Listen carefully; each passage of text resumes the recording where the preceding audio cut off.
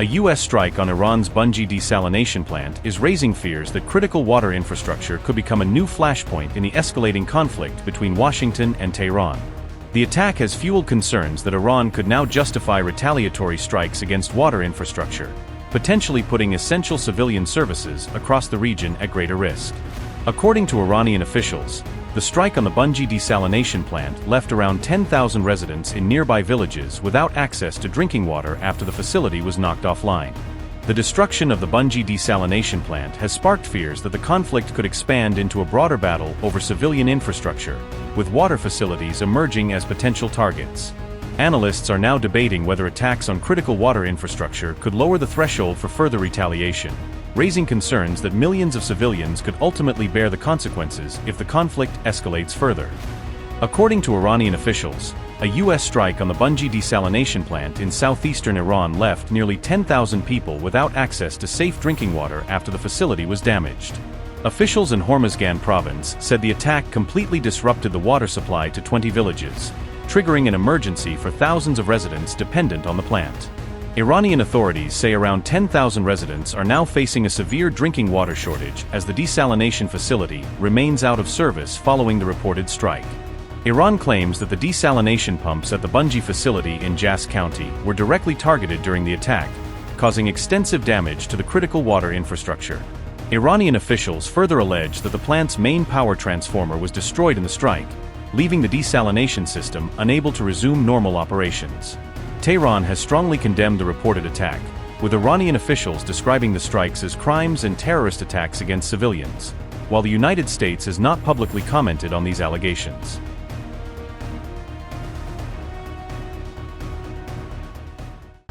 Iran has raised the stakes against America's Gulf allies by launching tit-for-tat strikes targeting critical infrastructure across the region. Kuwait's power generation and desalination facilities have reportedly suffered damage following an Iranian attack on strategic infrastructure. Iran's missile barrage reportedly damaged a major Kuwaiti water facility, disrupting one of the country's most vital sources of drinking water.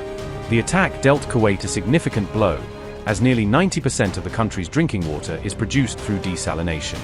Iran's strikes also triggered major disruption to electricity generation after a fire reportedly broke out at a key power plant. Kuwait's Ministry of Electricity and Water confirmed the aftermath of the Iranian attack in an official update issued on July 17. Kuwaiti authorities have also reportedly urged the public to rationalize electricity consumption as the country grapples with the fallout. This came after the IRGC targeted a U.S. military base in Kuwait during Wave 12 of its expanding Operation Nazir campaign. The IRGC claimed that weapons depots, HIMARS launchers, and missile systems were destroyed inside the American base in Kuwait. Iranian forces also claimed that a massive fire erupted inside the U.S. military installation stationed on Kuwaiti territory.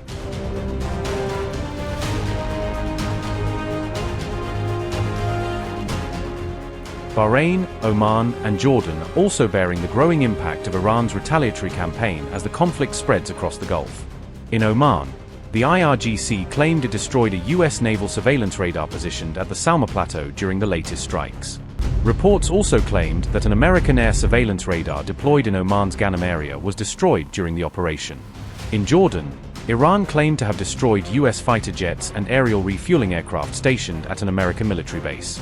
The IRGC has also released fresh footage from Operation Nosser, showing deadly missiles being launched during the latest offensive.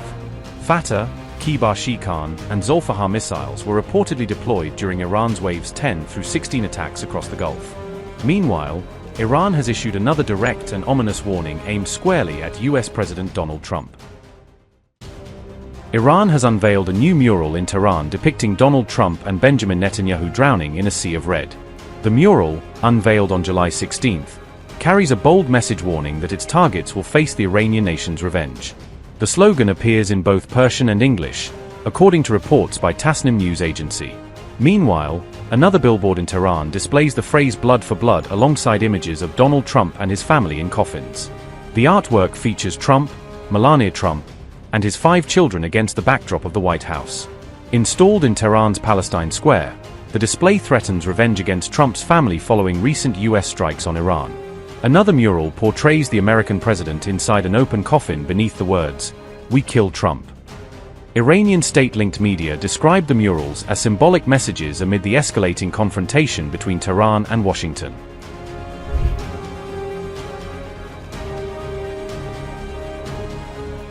A new mural depicting US President Donald Trump in a coffin has been unveiled in Tehran, reflecting the raw anger and desire for revenge coursing through Iran's hardline circles. The mural was installed at Tehran's Ingelab Square, a symbolically charged location often used for political messaging and revolutionary imagery. The artwork shows Trump lying in a coffin alongside the phrase "We kill Trump," turning the display into an explicit death threat rather than just a protest image. This installation comes amid mounting hardline calls for revenge after Ali Khamenei's killing, with public art now echoing the rhetoric of retaliation.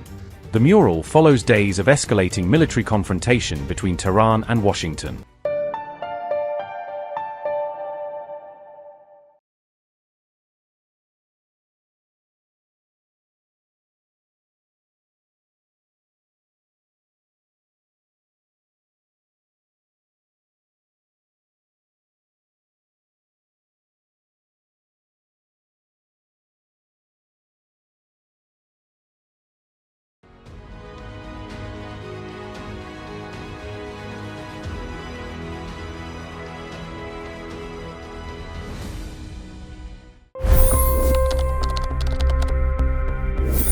$25 crore गरीब गरीबी को परास्त करके बाहर निकले।